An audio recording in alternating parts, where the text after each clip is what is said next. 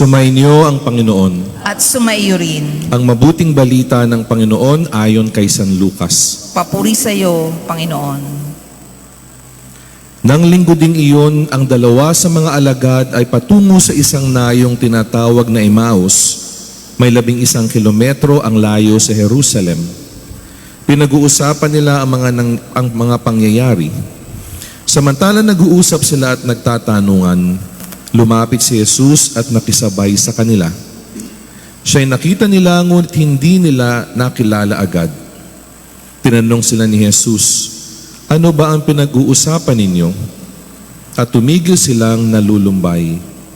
Sinabi ng isa na angalay Cleopas, "Kayo lamang po yata ang dayuhan sa Jerusalem na hindi nakaalam sa mga bagay na katatapos pa lamang nangyari doon." "Anong mga bagay?" tanong niya.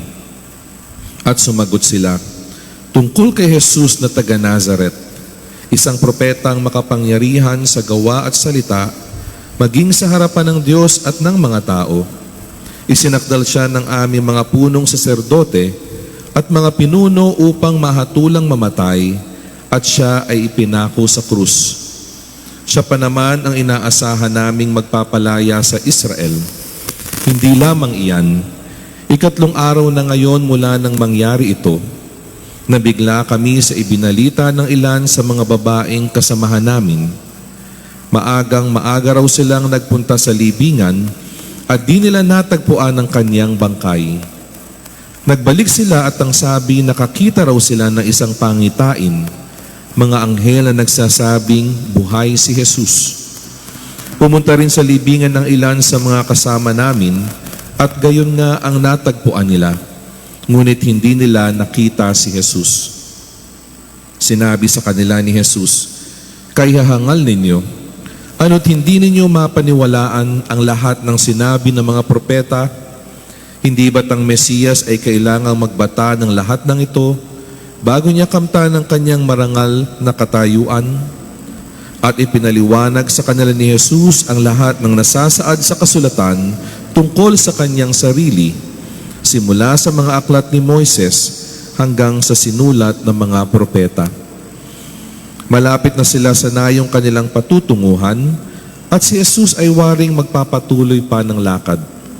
Ngunit siya ay pinakapigil-pigil nila.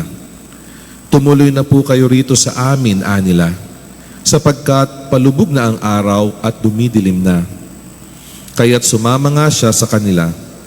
Nang siya'y kasalo nila sa hapag, dumampot siya ng tinapay at nagpasalamat sa Diyos.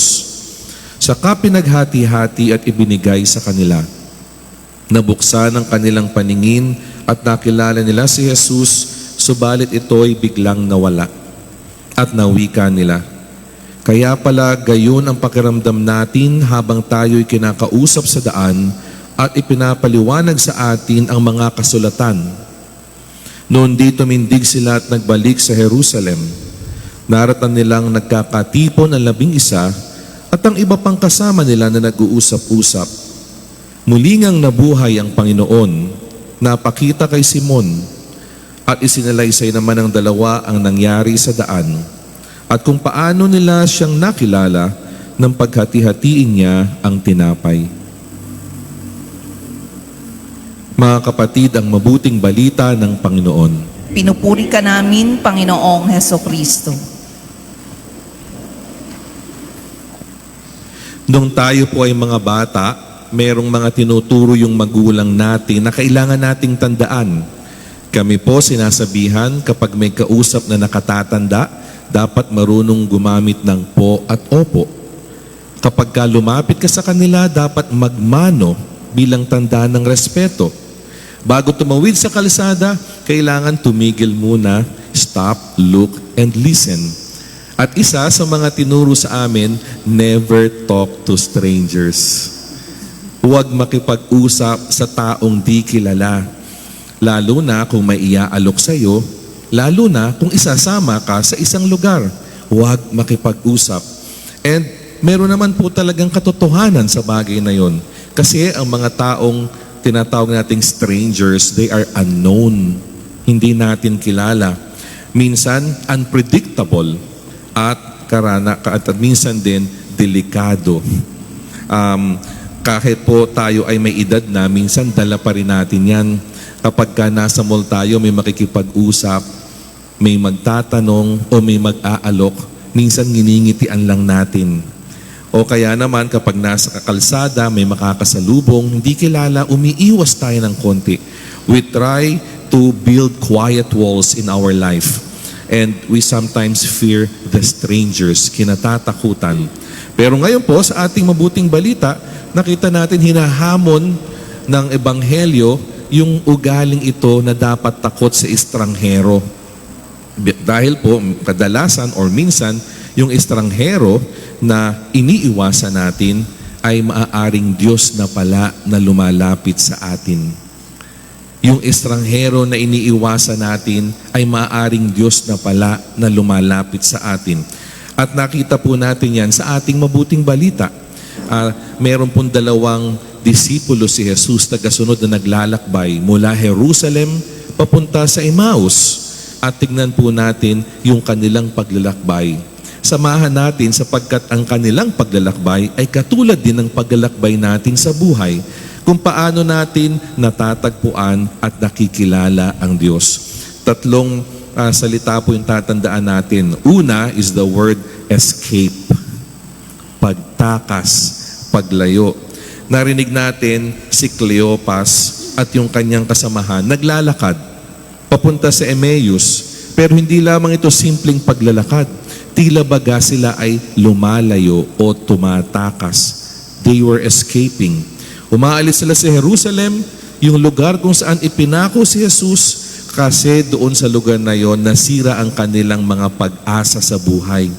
Sabi dito, umaasa sila na si Jesus ang kanilang magiging Mesiyas, ang tagapagtanggol sa mga dayuhan. Subalit sabi nila, pinako siya sa krus at namatay. And because of that, their hopes in Him were crushed. They were disappointed. They were disoriented. And they were even sad and confused. Kaya naman, wala silang lugar para sa Jerusalem. Babalik na lamang sila at iiwasan yung mga pangyayaring nangyari sa Jerusalem. So, they walked away confused, disappointed, and even disillusioned. Pero mga kapatid, hindi lamang po sa kanila nangyayari yan or nangyari. Minsan sa buhay natin, nangyayari din po yan. Mahilig tayong lumayo o tumakas o magtago kapag ka nasasaktan, kapag disappointed, kapag ka may hindi nakuha na gusto, lumalayo tayo. We distance ourselves from our family, from our circle of friends, even from our group chats. Bisan meron sa atin, mag-live na lang ng group chat, mananahimik at lalayo. At yung mga naiiwan magtatanungan, anong nangyari? Ba't siya umalis? May nasabi ba tayong di maganda? May nagawa ba tayong di tama? And we distance ourselves from people. We withdrew ourselves from the community and even from God. Pag nagtatampo sa Diyos, lumalayo tayo. Kapag hindi napagbigyan ng magulang, tumatakas tayo. Kapag napagsabihan sa trabaho, lumalayo tayo. We escape from our communities. We quietly walk away from our Jerusalem. Pero ito po isang magandang katotohanan, magandang dapat malaman natin ngayon. Kahit po tayo ay lumalayo, papalayo sa ating Jerusalem, sinasamahan pa rin tayo ng Diyos. Kahit ibang direksyon ang pinupuntahan natin, naglalakad pa rin ng Diyos kapiling natin. And tinatagpo niya po tayo kahit ibang direksyon ang tinatahak natin. At ito po yung una nating tatandaan. The disciples escaped and went back to Emmaus. Pangalawa is the word encounter. Encounter. Yung turning point dito nangyari ay nangyari dahil hindi nila inisnab si Jesus na kumausap sa kanila. At nagkaroon sila ng magandang encounter sa ating Diyos, si Jesus. Nakinig sila, winelcome sila, kinausap nila si Jesus. At dahil dyan, nagkaroon sila ng magandang ugnayan. Hindi lamang usapan, kundi ugnayan. Now, their escape became an encounter. nagbago. And how did they encounter our Lord? Two things, dalawang bagay. First, in the Word, sa salita, sa kasulatan.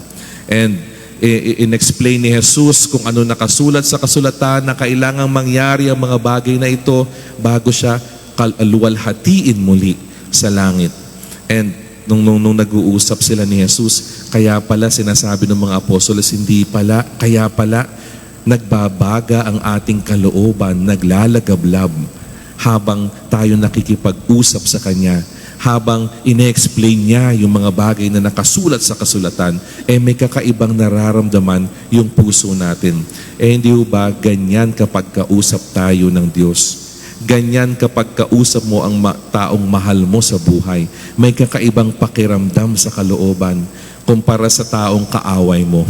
Wala kang pakialam. You are so cold. But if you love someone, kahit walang sense yung sinasabi niya, nakatingin ka. Kahit walang kwenta yung kinukwento niya, nakikinig ka. Minsan kahit hindi nakakatawa, tumatawa ka pa rin. Why? Because you love the person. And that's what the disciples experienced. Their hearts were burning inside them because Jesus was speaking to them. At ang tanong po sa atin, tayo ho ba sa panahon natin ngayon, nakikinig pa rin sa Kanyang salita? Yes, sa misa, nakikinig tayo. Pero paano yung nagsimula na yung Lunes, Martes, Miyerkules, hanggang Sabado? Paano tayo nakikinig sa salita ng Diyos? Ang isa pong pamamaraan, buksan ang Biblia.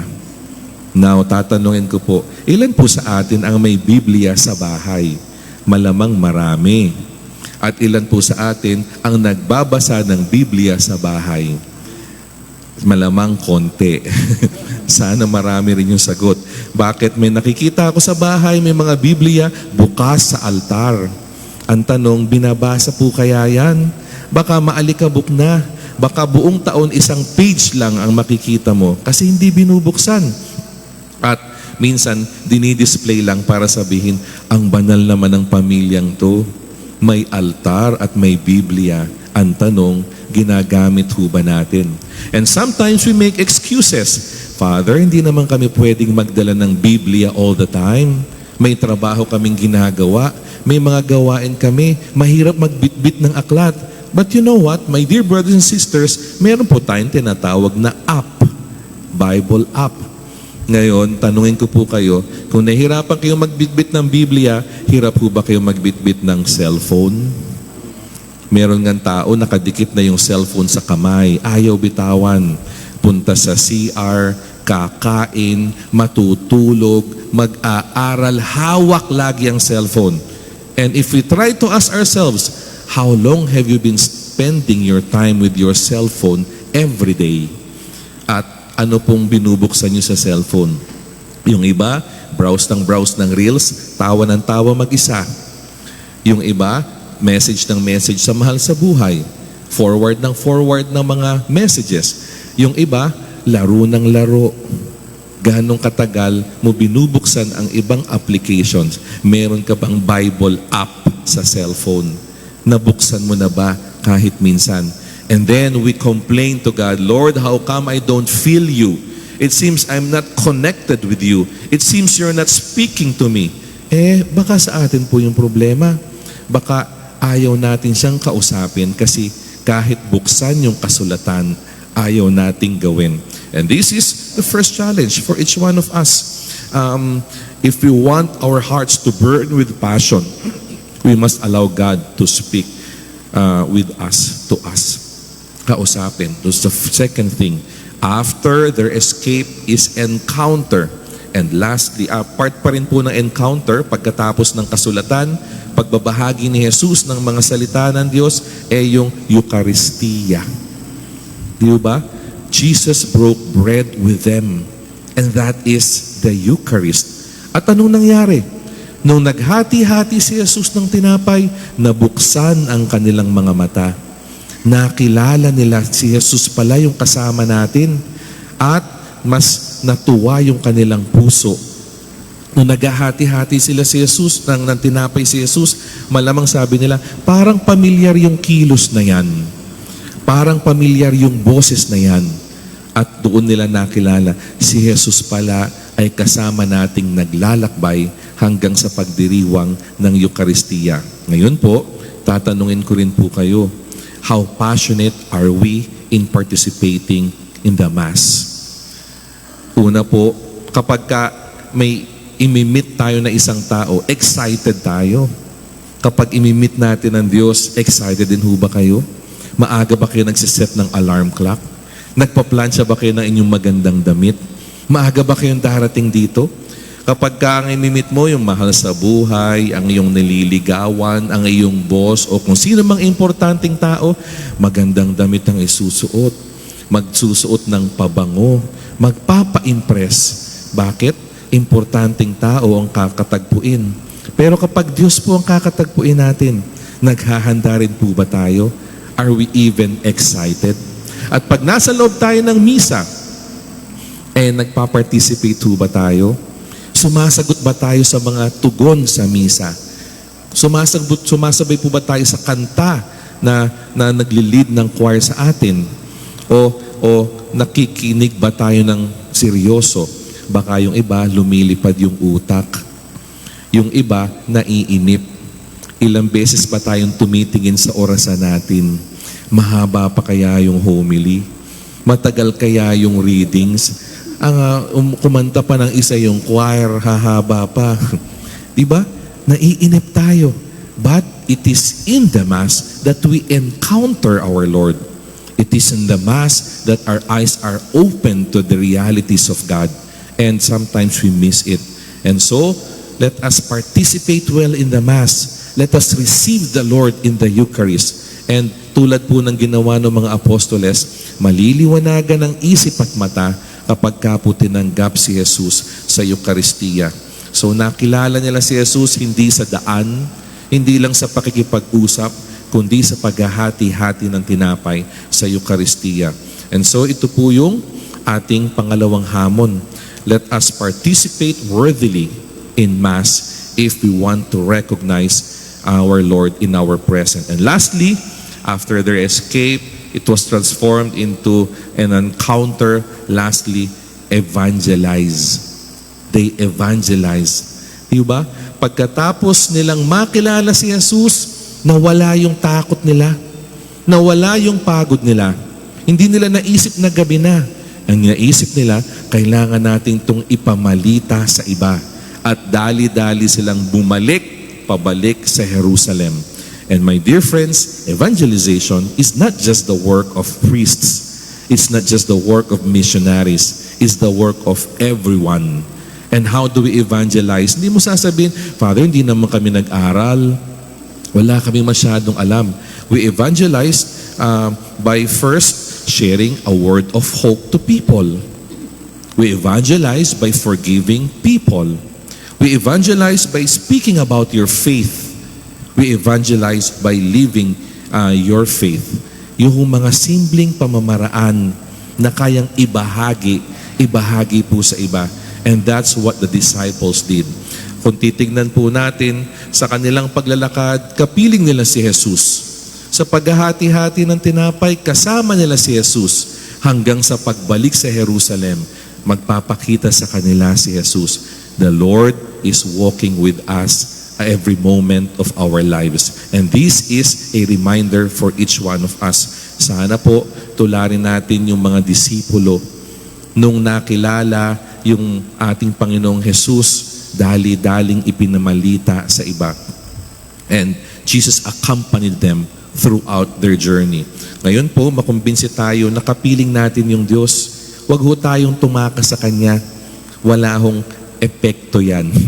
Kahit takasan natin siya, kasama niya pa rin tayo sa ating paglalakbay. Sinasamahan niya pa rin po tayo. And so, wag ho tayong umiwas sa mga estranghero. Bakit? Baka Diyos na yan na nangungusap sa inyo. Baka Diyos na yan na gustong maglakad kasama nyo. Wag ho natin silang iwasan. Wag natin silang sigawan. Ano po yung tatlong maiksing challenge natin or assignment ngayon? First is to read. Pagbalik sa bahay, magbasa. Wag ng comics, wag ng pocketbooks, at wag ng kahit anong magazine. Magbasa ng Biblia. Be inspired by the Word. And after reading, Second is to receive. Gagawin po natin ngayon yan sa misa. To receive our Lord Jesus in the Eucharist. Mangumunyon. And after reading and receiving, reach out. Try to reach out to someone even if you do not know that person. Baka si Jesus ang naghihintay na kausapin ka. Because the stranger you meet today may just be Christ walking beside you. And if you welcome Him, your escape can become an encounter. And your encounter can become a mission of evangelization. Amen.